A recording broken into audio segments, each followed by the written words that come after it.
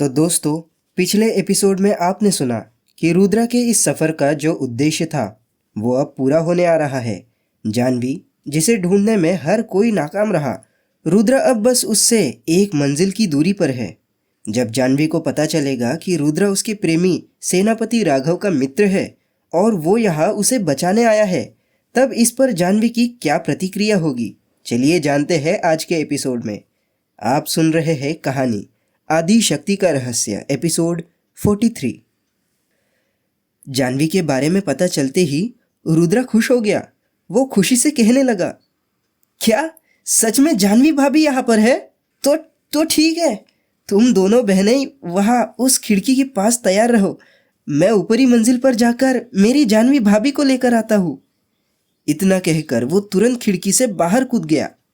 ये देख वनिता तो सहज थी, पर वनमाला चिल्लाने लगी, अरे ये लड़का, ये पागल हो गया है क्या? वो दौड़ते हुए उस खिड़की के पास आई और बाहर नीचे की ओर रुद्रा को देखने लगी। तभी वनिता उसके करीब आई और उससे कहने लगी, अरे वनमाला बहन, तुम नीचे क्या ढूंढ रही हो? दीदी, दीदी वो लड़का। तभी वनिता ने इशारा करते हुए कहा, वनमाला, तुम जिसे ढूंढ रही हो वो नीचे नहीं बल्कि ऊपर है, देखो वहाँ।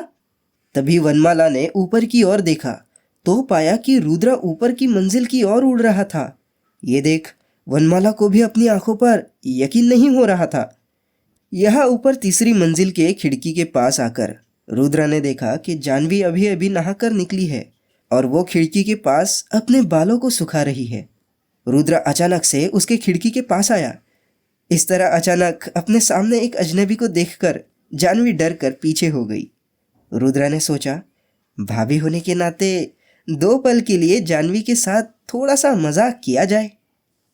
तुरंत खिड़की से अंदर आकर वो बोला, जानवी, तुम ऐसे डर क्यों रही हो? क्या तुमने मुझे नहीं पहचाना? रुद्रा के मुख से अपना नाम सुनकर जानवी सचमुच अचंभित हो गई।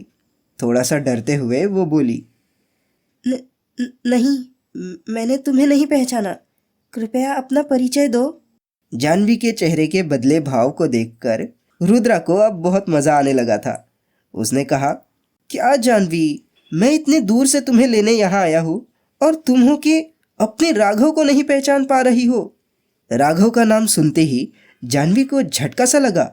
वो गौर से रुद्रा के चेहरे की तरफ देखने लगी।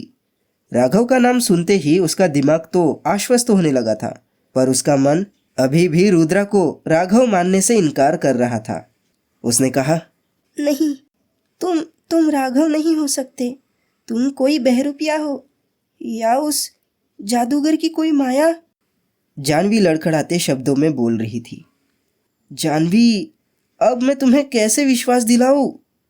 ठीक है, सुनो, गुरु दानिश, सेनापति निशुंभ और उसका लड़का विपुल, विशाल भैया जिसकी बीवी और बच्चे को हमने मिलकर बचाया था, और तलवारबाजी की वो प्रतियोगिता, क्या तुम सब भूल गई जानवी? रुद्रा के मुख से इतनी सारी पुरानी बातें सुनकर जानवी असमंजस में थी। वो हैरानी भरे नज़रों से रुद्रा को ही देखे जा रही थी। उसे समझ नहीं आ रहा था कि सामने खड़े इंसान को वो राघव माने या नहीं माने। उसकी इस मनोदशा को देखकर रुद्रा बोला, जानवी, इतना सब बताकर भी अगर तुम मुझे नहीं पहचान पा रही हो तो ठीक है, मैं समझूंगा कि मेरी जानवी मुझे भूल गई और मैं यहाँ से वापस चला जाऊंगा। इतना कहकर वो पीछे मुड़ने का नाटक करने लगा। उसे इस तरह जाते देख जानवी बोली, रुको, तुम कौन हो मैं नहीं जानती, पर एक बात मैं तुम्हें बता दूं कि मैंने राघव से प्रेम किया है, इसलिए उसका नाम लेकर अगर तुम मुझे यहाँ से ले जाना चाहते हो तो अवश्य मैं तुम्हारे साथ चलूँगी, पर मेरे दिल ने अभी भी तुम्हें राघव मानने से इनकार किया है। इतना कहकर वो रुद्रा के करीब आ गई।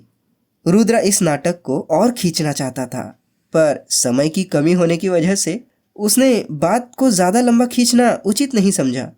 इसलिए वो तुरंत मुड़कर अपने दोनों हाथों को जोड़कर जानवी के सामने खड़ा हो गया और कहने लगा, मेरी प्यारी भाभी, मैं तुम्हारे प्यार को प्रणाम करता हूँ।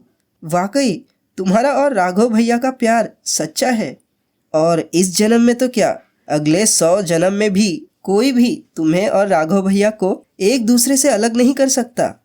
जानवी भाभी, मेरा नाम रुद्रा है। मुझे राघव भैया ने ही यहाँ आपको लेने भेजा है, और हमें बिना किसी देरी के अभी इसी वक्त यहाँ से निकलना होगा। राघव मेरे भैया है, इस नाते तुम मेरी भाभी हुई, और भाभी माँ समान होती है। इसलिए मैं आपसे निवेदन करता हूँ कि आप अभी मेरे कंधे पर बैठ जाइए, ताकि मैं आपको यहाँ से निकालकर राघव भैया के पास ले जाऊँ।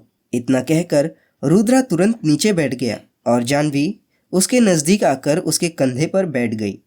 दूसरे ही पल उसने खिड़की से बाहर छलांग लगा दी। वो तुरंत दूसरी मंजिल के खिड़की के करीब आया। वहाँ पर वनीता और वनमाला उसका इंतज़ार कर रही थी। उसने दोनों को अपनी दोनों हाथों में खींचकर अपने कमर पर बिठा लिया और तुरंत ही वो उस अदृश्य दीवार के छेद से बाहर निकल गया। उस छेद से बाहर आते ही उसने देखा कि वो पूरा महल ही नीचे की ओर गिर रहा था। ये देख रुद्रा उन तीनों को साथ लिए वहीं पर रुक गया ताकि गिरते हुए महल को देख सके। ये देख वनीता बोली, रुद्रा, यहाँ इस तरह रुकना खतरे से खाली नहीं होगा। हमें तुरंत यहाँ से निकल जाना चाहिए, क्योंकि मैंने सुना था कि इस महल के पूरी तरह से ध्वस्त होने के बाद 10 मिनट के अंदर ही इस शून्य लोक के सारे दरवाजे बंद हो जाएंगे। ये बात सुनकर रुद्रा बोल पड़ा, राजकुमारी जी, 10 मिनट हमारे लिए बहुत है। इसके पहले ज़रा इस महल के टूटने का मज़ा तो देख लिया जाए। पर न जाने क्यों वनीता के मन में आशंकाओं का तांडव चल रहा था। इसीलिए वो बार बार रुद्रा को सावधान करने की कोशिश कर रही थी। पर रुद्रा कहाँ मानने वाला था। उसने जो सोचा था वो उसे पूरा ही करके दम लेता। पर जैसे ही महल नीचे गिरा, वहाँ एक बहुत बड़ा धमाका हुआ और इसी के साथ एक आग का गोला उत्पन्न हुआ। ऊपर उठता हुआ वो गोला बहुत विशाल और प्रलयंकारी होते जा रहा था। ये देख रुद्रा घबरा गया। उसने सोचा, अरे यार, मैंने जैसे सोचा था वैसा तो कुछ हुआ ही नहीं। मुझे महल को टूटते हुए देखना था, पर ये क्या, ये आग का गोला कैसे तैयार हो गया? अब महल को टूटते हुए देखूं या इस आग के गोले से बचूं? रुद्र ये सोच ही रहा था कि वो आग का गोला उसके नज़दीक आने लगा। ये देख रुद्र ने वहाँ से भागने में ही अपनी भलाई समझी। उड़ते हुए वो खुद से बोला, अगर जान बचेगी तभी तो महल को देख पाऊंगा। अरे रुद्रा, इस समय महल देखना आवश्यक नहीं है, आवश्यक है अपनी जान बचाना। वो तेजी से उड़ते हुए उस आग के गोले के रास्ते से अलग हो गया और एक बार मुड़कर महल की ओर देखने लगा, पर उसे वहाँ सिवाय काले धब्बे के और कुछ भी नजर नहीं आया। रुद्रा ने वहाँ अधिक समय गंवाना उचित नहीं समझा और दूसरे ही पल वो उन तीनों लड़कियों को लेकर पहले वाले अदृश्य दीवार की ओर निकल पड़ा।